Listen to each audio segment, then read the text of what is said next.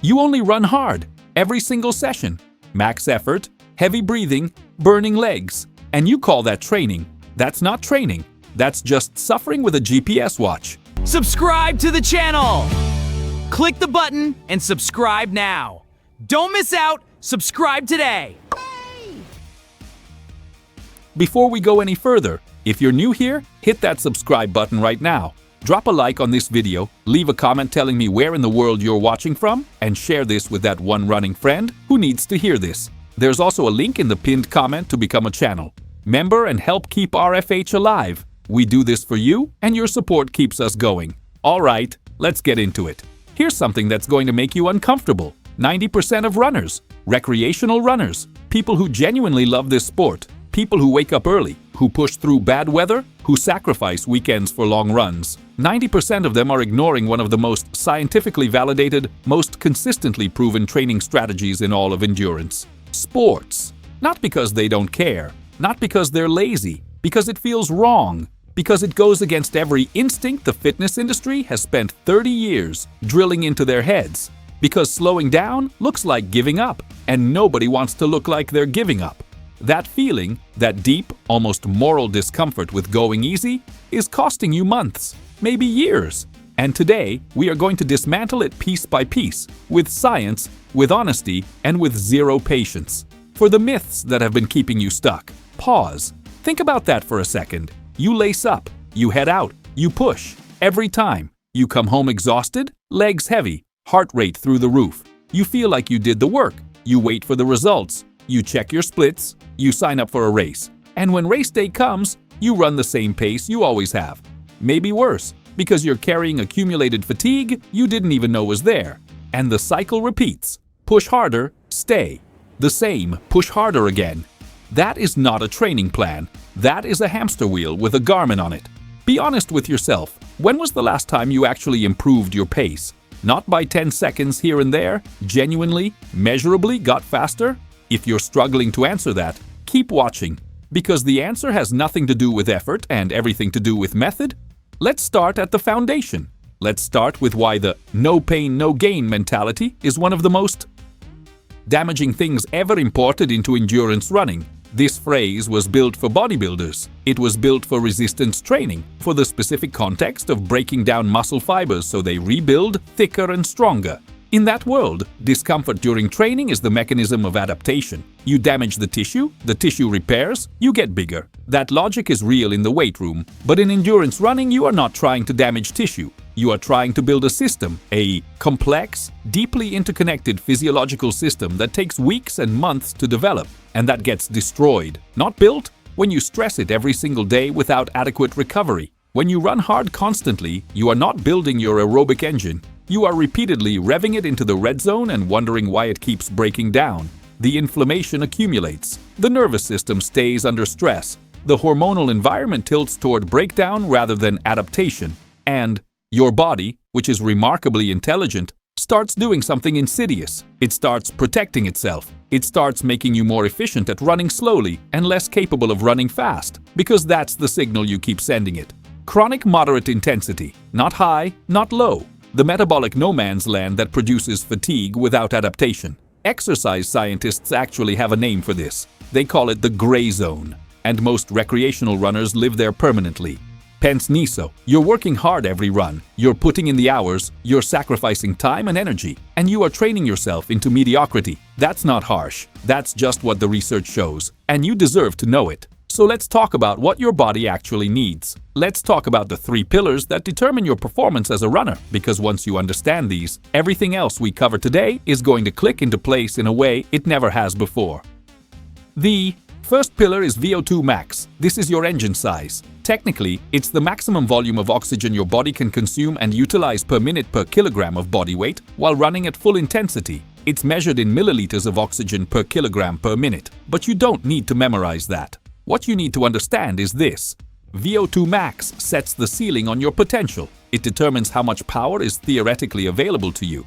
Elite male marathoners typically have VO2 Max, values above 75. Recreational runners are usually somewhere between 40 and 55. And while VO2 Max has a significant genetic component, it is absolutely trainable. Specific high-intensity sessions can expand your aerobic ceiling over time.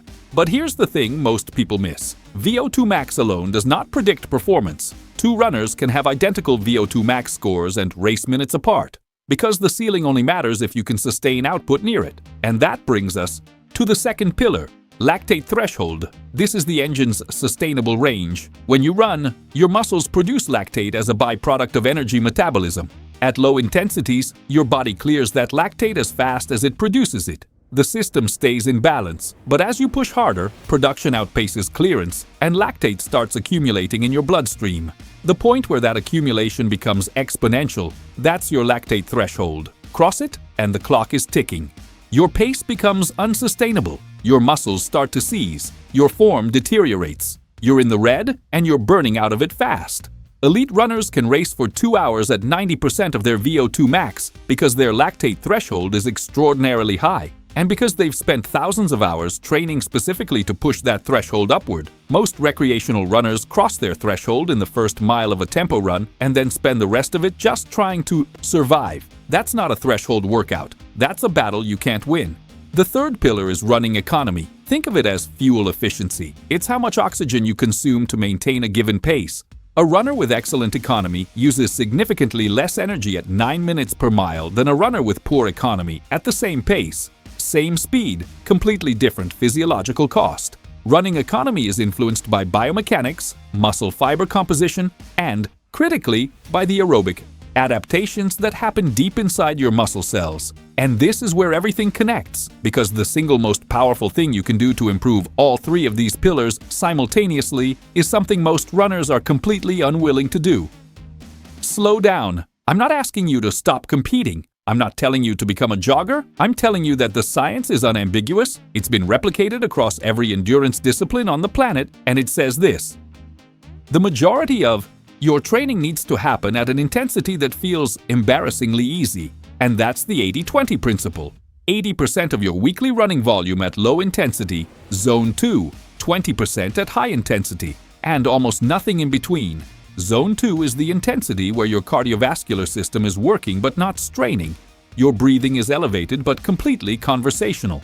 Your heart rate sits in a moderate range. For most people, somewhere between 60 and 75% of maximum. You feel like you could run for hours. And that feeling matters because it means your body is operating in an aerobic state, burning primarily fat for fuel, maintaining the biochemical environment where a very specific and very powerful adaptation takes place.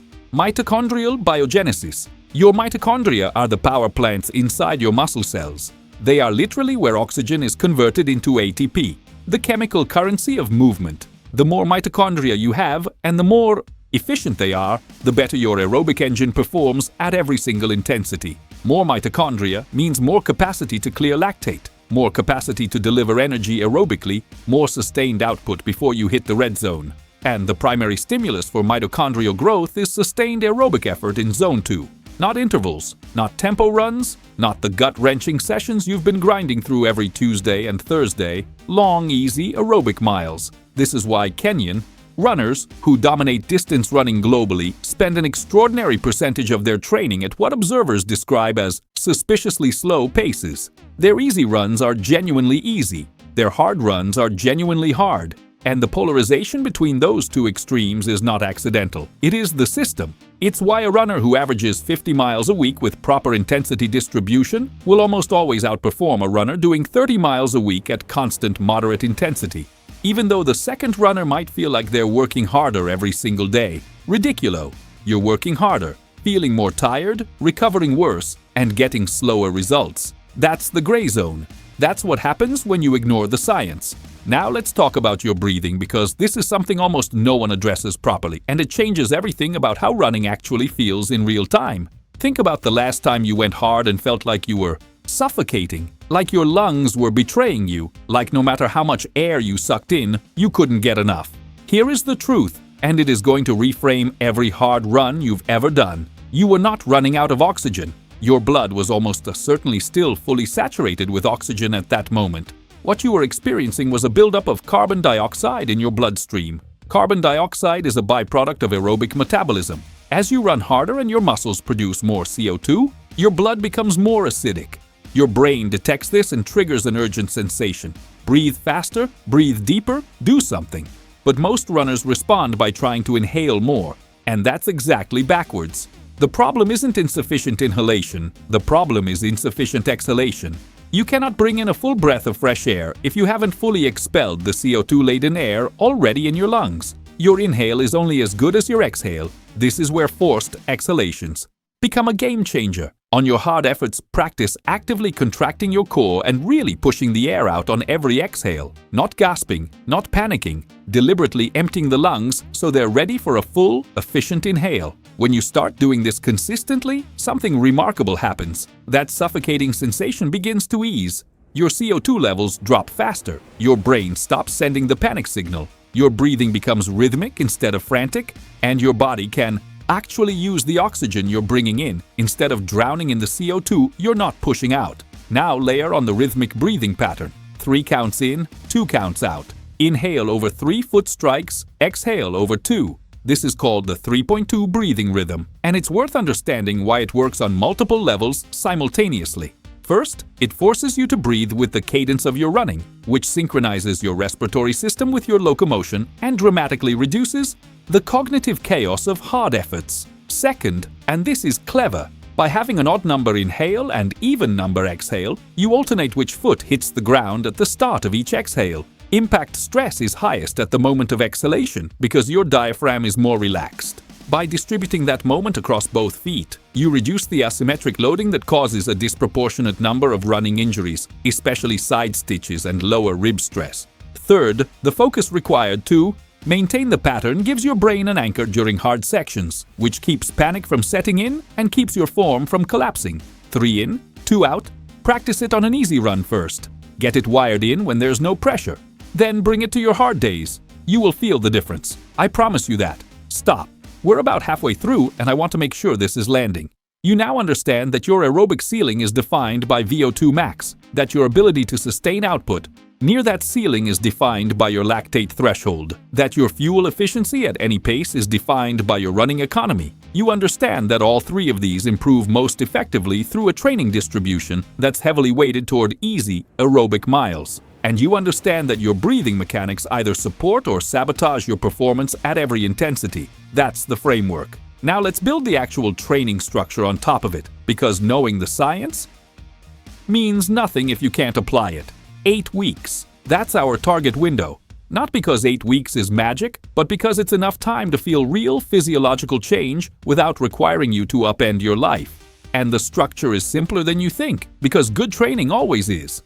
In weeks 1 through 4, your only job is aerobic base construction. Everything goes through the Zone 2 filter. If you're currently running 4 days a week, 3 of those days are pure Zone 2. Easy. Conversational. The kind of pace where someone who doesn't know your training might think you're just out for a leisurely jog. Embrace that, because while you're out there feeling undertrained, your mitochondria are multiplying. Your aerobic enzymes are upregulating. Your capillary density is increasing in your working muscles. Adaptations you will feel, not in week 1, but in weeks 5, 6, 7. The 4th run each week in this phase is your pace reference workout. This is running at roughly 85 to 90% of maximum effort. Not a sprint, not a tempo jog, but a sustained, controlled discomfort you could theoretically hold for 20 to 30 minutes if you had to. You probably shouldn't hold it that long in training. The goal is 15 to 20 minutes at that effort, continuous, with a proper warm-up and cool down. What this does is introduce your body to the zone just below lactate threshold on a regular basis, which begins pushing that threshold upward. Your body is remarkably adaptive. Show it where the line is, stress it just below that line, and it will move the line, consistently, reliably, every time. Now, one thing I need you to watch in these first 4 weeks, your easy days need to be genuinely easy, not medium. Not, I took it a little easier today. Actually easy. The most common mistake runners make when they try the 80-20 approach is that they dial back their hard efforts to about 80% and dial back their easy efforts to about 70%, and they end up doing 100% of their runs at medium intensity with different labels on them. That is still the gray zone. That is still the trap. Zone 2 is a physiological state, not a pace. Use your heart rate if you need to. Know your numbers. Don't guess. In weeks 5 through 8, the structure shifts. You keep the Zone 2 majority, That doesn't change, ever. But now, one of your hard sessions becomes a long interval workout.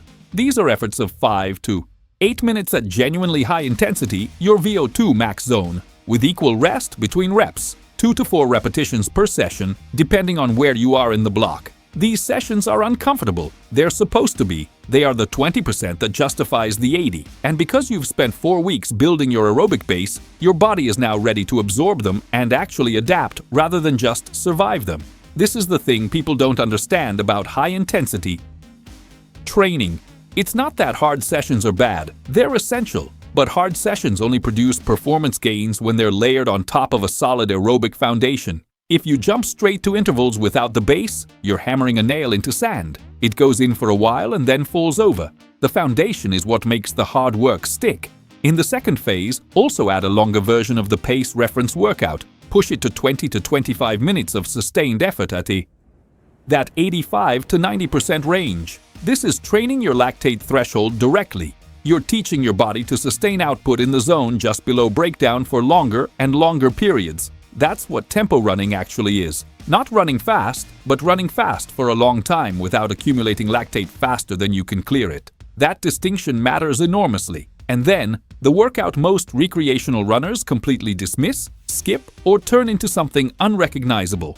The long run. Every single week of these 8 weeks, you do a long run. And every single week, that long run is easy. Not medium easy. Not easy for the first half and then you drift into tempo. Easy the whole time, the entire run, from mile 1 to the last step. If your long run is 90 minutes and you finish it feeling genuinely good, like you could have kept going, you've done it right. If you finish it wiped out, you went too fast. The long run at easy pace is where your aerobic system gets truly built. It's where mitochondrial adaptations compound. It's where your body learns to run efficiently on fat for fuel, which is the adaptation that makes you a durable, fatigue-resistant runner at every distance. Elite marathon programs put the long run at the center of the entire training week. Everything else is built around it. Not the speed session, not the threshold workout, the long, easy run. And it's the most ignored workout in amateur running. Ridiculo. Here's what 8 weeks of this actually does to your body. In weeks 1 and 2, you'll probably feel like you're not doing enough. That's fine. That's expected. Your aerobic system is being stimulated in a way it hasn't been before, but the subjective sensation is underwhelming because you're not working hard enough to feel the familiar exhaustion. Stick with it. In weeks 3 and 4, your zone 2 pace will start to drift slightly faster for the same heart rate. This is early mitochondrial adaptation. It's small, but it's real, and it's exactly what you're looking for. By weeks 5 and 6, your hard sessions will start to feel qualitatively different, more controlled, less desperate. You'll be able to hold pace in the interval sessions instead of dying on the back half.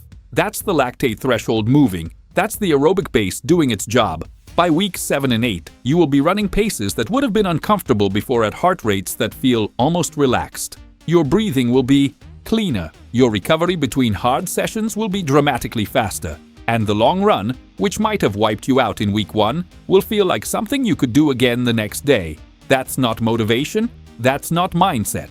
That's biology. That's what happens when you train the system correctly, instead of just thrashing it repeatedly. Is this the only protocol that works?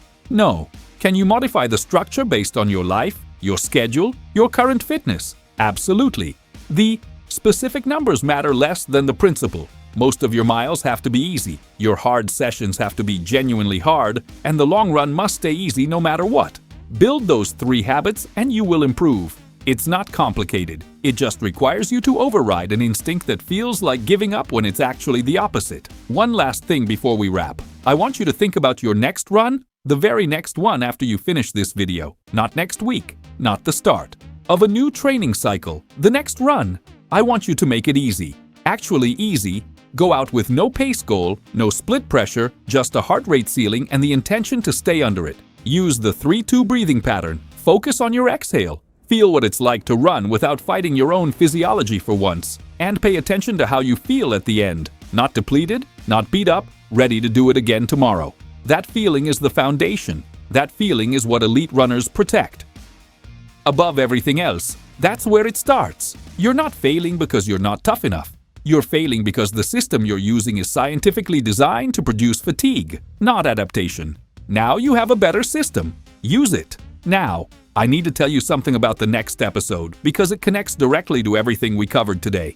We talked about how to train your body to run better, but here's the uncomfortable part. Even with perfect training, even with 8 VO2 weeks of Smart Zone 2 work and hard intervals and proper breathing, if you're making one specific mechanical error that 90% of runners make, you are leaking power with every single stride. Your fitness goes up, but your efficiency stays broken.